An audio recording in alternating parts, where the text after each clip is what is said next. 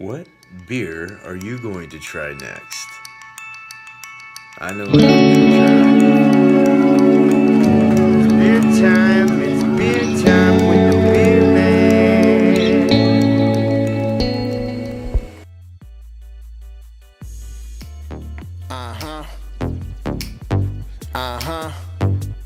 Ow. Hey, how's it going, everyone? Hope you're doing good today, tonight, wherever you're from in this world. So today, it's Sunday. I figured it was appropriate to make it Belgian Sunday. So you got the monks, you got the monasteries. I mean, what the hell? What the hell? Might as well, So I went through to, when I go home, I go through Seaside, and I went to Seaside Wine and Beer House, and I had this all planned out all day long. I was like, right on, cool. I'm gonna get a Belgian. I'm gonna get a Belgian. I'm gonna get a Belgian.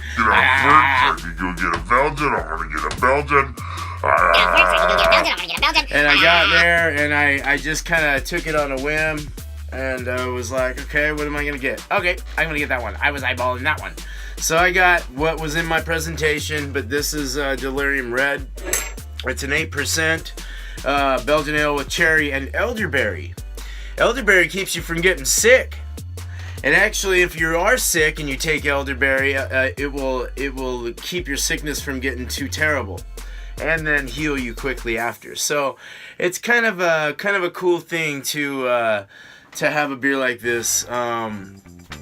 With this kind of, with these kinds of things in it, it's kind of neat. It's a beer that can actually make you feel better all around, especially when you're sick. All right, so it's a Belgian ale with cherry and elderberry. Let's open her up. Oh man.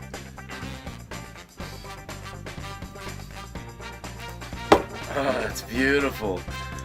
Wow, man, this is amazing looking. It's got a slight pink, they have a pink elephant, right? On their logo, and they've made their foam pink from the cherries they put in this. I mean, it's got this crazy cherry red-like look to it. You can't really see through it, but it is clearer than a hazy. It's not super hazy, but it's dark, so you can't really, it's kind of opaque. The foam is really tight and silky and pink looking. Check it if you can see it without me dumping it all over the place, huh? All right. So, but very, very awesome looking. The presentation wise, this beer is beautiful. It's got a 1.5-finger head, started with the 2-finger head. Over 30 seconds, the head retention is probably medium to about medium. So, and it's just a nice, the presentation is lovely. It's a gorgeous looking beer. It's definitely primo, in my opinion. Like, this is a nice beer. So let's give it a whiff. Oh boy, malty, like a fruity, sour maltiness. Fruity, sour maltiness with those dark cherries, real sweet cherries, like a sweet and sour cherry mixture going on here. It's kind of sweet and soury with the malty. Oh, very perfumated when you do a real deep when you do a deep smell. It's very just very perfume-like with cherries. Oh my god, like black cherries maybe, sweetened black cherries with sugar in them and mixed up and sugary. And then you got this sour bend to it that's just like, wow. And there's a malty kind of edge. There's a malty kind of twirl in this. I gotta taste this now.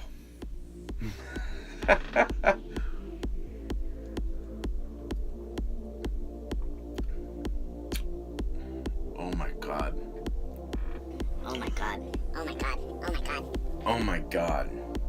This is the most superb Belgian ale I have ever tasted in my entire life. This made me now look at Belgians differently. This was a turning point in my life to look at the Belgians, let's say category, or I guess style, of ales in a whole different way. This is so freaking tasty. It's definitely a dessert beer. Definitely. Not something you want to drink 20 million of these in a row, you know. You might be throwing up by the end of the night and getting real dizzy and blah, blah, blah, blah.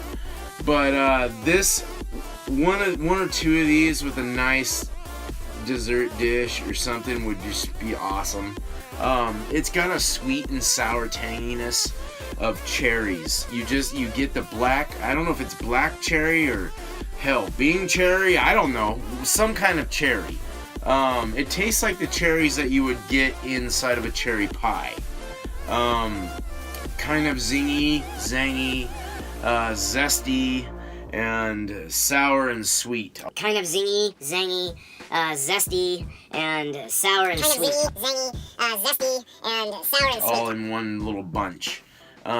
Just very, and then you got like this, it's very mouth-filling, very, it's kind of dry at the back, but it's very long-lasting until it hits the dry. Mouthfeel is extremely overwhelming. Like, it feels so good in the mouth. I have to have... It's not cough syrup or anything like that, but it is definitely sweet, and then it dries off enough to allow you to enjoy that sweetness just long enough. I love this beer.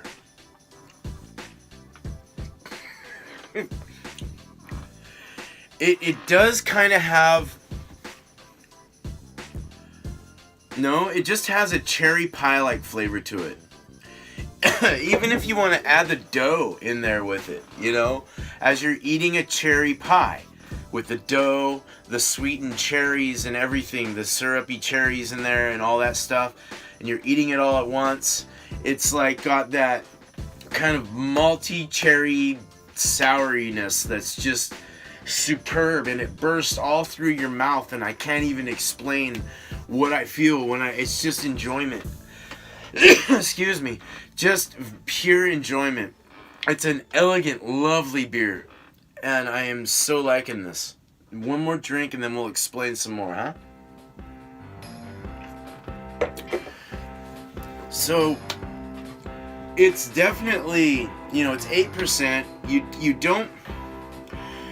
don't really get an alcohol or an alcoholic flavor, or like an alcohol anything really. It is kind of a scary beer. It's 8%, and it's so sweet and pretty and nice to drink that it's scary in the essence that you're getting buzzed really heavy from this if you keep drinking them. So, and you just don't know that you're getting that much alcohol. These are definitely sweet and fruity, but they have a nice balance with between the sweet and the sour. They're very, very well balanced. They're delicate with the way they brewed this. I don't know, it's all them what they did there. But these guys, Huyghe, if you want to go with the Canadian expression of how to say it, I'm North American, but I'm American. I'm not Canadian. But Huyghe is as close as I got to what it would sound like for us to say it. Huyghe Brewery. They've been around since 1654. They're a family-owned business. They kind of all just their family, I guess. I don't know what that really exactly means. But it's definitely got a deep dark red color to it with a nice pink foam. Soft fruity aroma with hints of almond. Didn't even realize that might be what I was tasting. And the almond with the cherry, the almond I thought was more of a maltiness, but it actually tastes really good with this, and it really blends well.